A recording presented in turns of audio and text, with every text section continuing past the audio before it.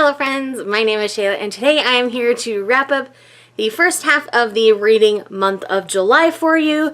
This does include my Tome Topple wrap up.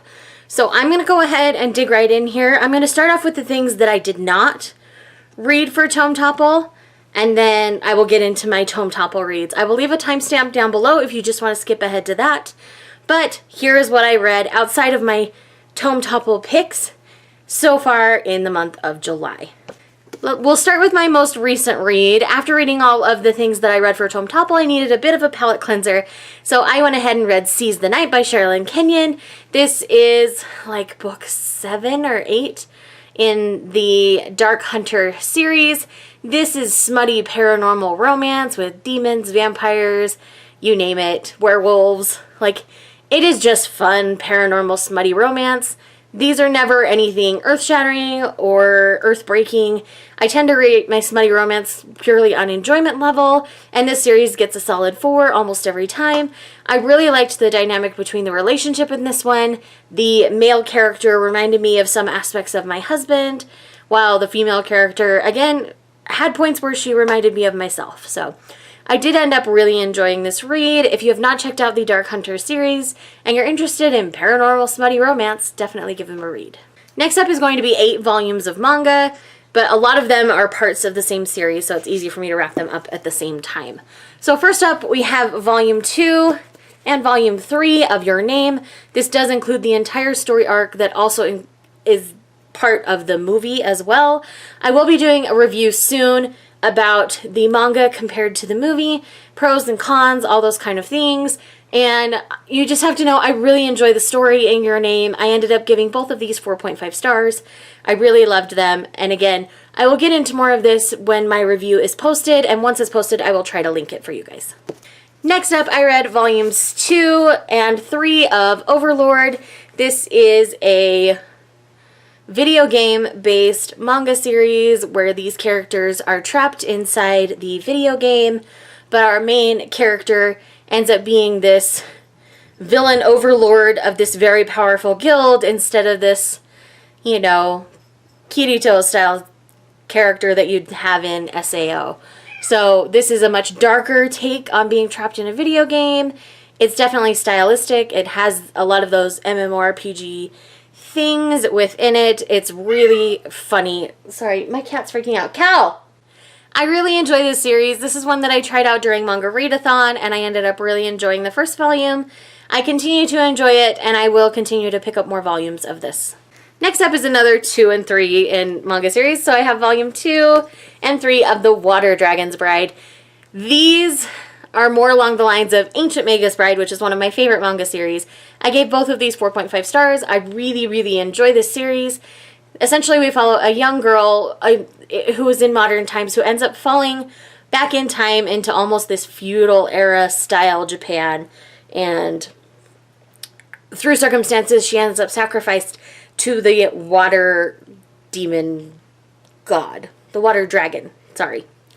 And this is kind of what happens to her through those circumstances, her relationship with the water dragon. And through this, she was like 10 or 11 when she was initially sacrificed.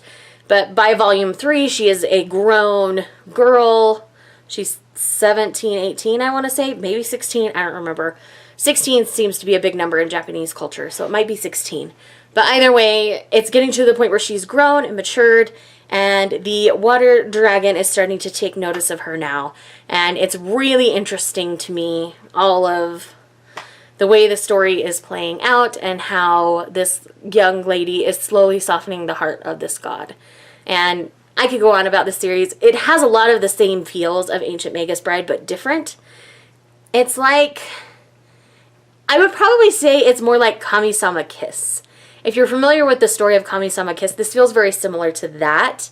It's like Kami-sama Kiss meets Ancient Magus Bride. So it's good. I really, really like it.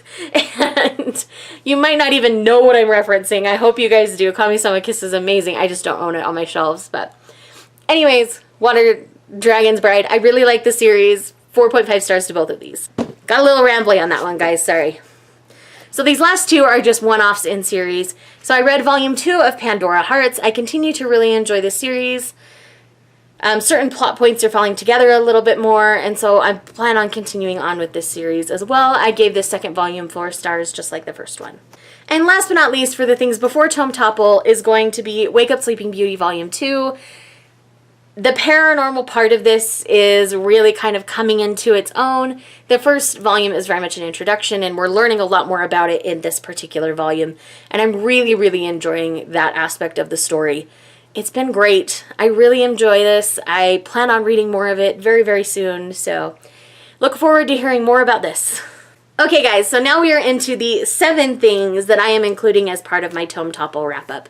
So the first thing that I ended up reading for Tome Topple was Child of the Prophecy by Juliet Marillier. This is the 3rd book in the Seven Waters series. I read this as part of the Read Seven Waters read-along that my friend April over at April Sarah hosts, and I really enjoyed this read. I have to say I really liked the main 2 characters that we follow and that we pay attention to in this particular story. Basically, each one of these books follows a different generation in the Seven Waters clan, and this is the 3rd generation that we're following, and I really like how the story played out. I can't really tell you very much because that's going to be major spoilers, but I will leave a link to April's review of the first book because she's been redoing reviews on these this year. And she always does a fantastic job describing them, and I always fail at it. So I will just link her video for you, so definitely go and check it out. But I gave this 4.5 stars. I really enjoyed it. The second item that I ended up reading for Tome Topple was Rurouni Kenshin volumes 7, 8, and 9. This ended up being 600 pages. I got mad at Kenshin in this volume. I've not read through these. I've not watched all the anime, so I don't know everything that happens. And Kenshin made a boneheaded decision that made me very mad in this volume. It's playing out fine so far, but I'm still mad at Kenshin for making this decision and putting me through it because I just think it's mean. Mean Kenshin. Mean Kenshin. Anyway, I still love my Kenshin, and I'm still going to keep reading. I gave this 4 stars still. I still love it. Kenshin, stop making me mad. I don't think he's gonna, though. Trying to remember the order I read things. The next thing that I read wasn't formally a tome, but I'm still including it as part of Tome Topple because it did take over quite a bit of my reading time and reading experience during Tome Topple, and that is Legacy of Kings by Eleanor Herman. I ended up giving this book 3 stars. This is an Alexander the Great reimagining, and what I didn't realize is that it was published by Harlequin Teen and that it was crazy full of teen angst. The actual Alexander the Great bits that we got were great, and the rest of it was just a bit much.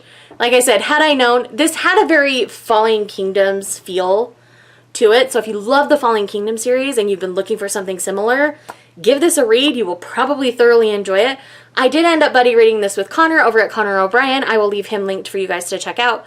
If you haven't, shame on you because Connor's amazing, and we buddy read this and we felt exactly the same about it, but 3 stars is where I'm landing with this one. My reading experience wasn't great because it wasn't what I was expecting, and so I was ultimately disappointed by it, but there were parts of it that I really enjoyed, so I landed on 3 stars with it. The next tome that I read for Tome Topple happens to be City of Glass by Cassandra Clare. This is the 3rd book in the Mortal Instruments series. I've been slowly trying to read through this series to try to understand the love that people have for Cassandra Clare, as she is such a popular author here in the booktube community. I'm trying to understand this, and I'm ultimately sitting at 3 stars. I think all 3 of the first 3 books in the Mortal Instruments series have been 3 stars so far. I haven't felt like I could give it a little bit more, maybe 3.5 with this one. This one's been my favorite of the 3 that I've read so far, but again, it's not excellent writing. There's huge things in the plot that bother me, but I'm still going to continue on. My next read will be Clockwork Angel in this series, and I'll talk more about that in another video coming up soon. The next tome that I finished for Tome Topple happens to be The Kiss of Deception by Mary E. Pearson.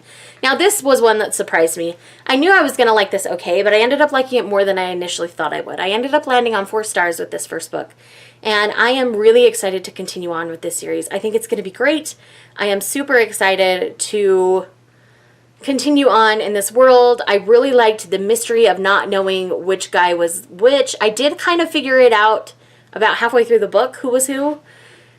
But it was nice to have all of that confirmed by the end, and I love how things played out, and I'm definitely looking forward to continuing. Again, 4 stars. The next book is a total wild card. Nobody knew anything about it, and this is not a book that's talked about on BookTube. And that is Duskfall by Christopher Husberg. This happens to be my favorite read of the entire Tome Topple. This is a Jason Bourne meets dark fantasy kind of story. I ended up really enjoying this. I found out as I was reading this that this author actually lives in the town that I live in. So it's been a really fun experience getting to read a local author, and I didn't even realize he was local when I picked it up. But I ended up really enjoying my reading experience of this. The characters are amazing. The world is great. All of the information comes out in a slow trickle. There's not really info dumps, and that's one of my biggest pet peeves in books. And I really enjoyed this. I plan on doing a full, detailed, spoiler-free review of this coming up soon, so stay tuned on the channel for that.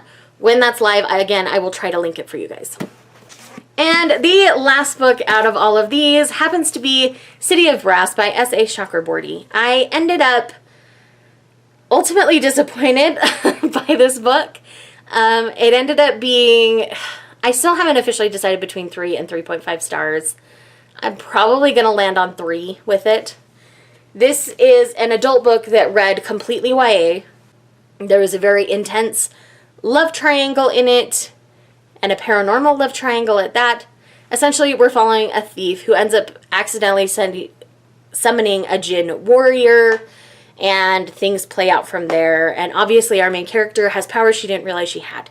And it falls into a lot of those YA tropes, so I was surprised to find out like when I was in it, how YA it felt, because it is categorized and priced as an adult book. So anyway, I do think I'll continue on with the series because I was really enjoying the world and I liked the momentum like the last 150 pages had, where we were escalating in the story and the politics of it all.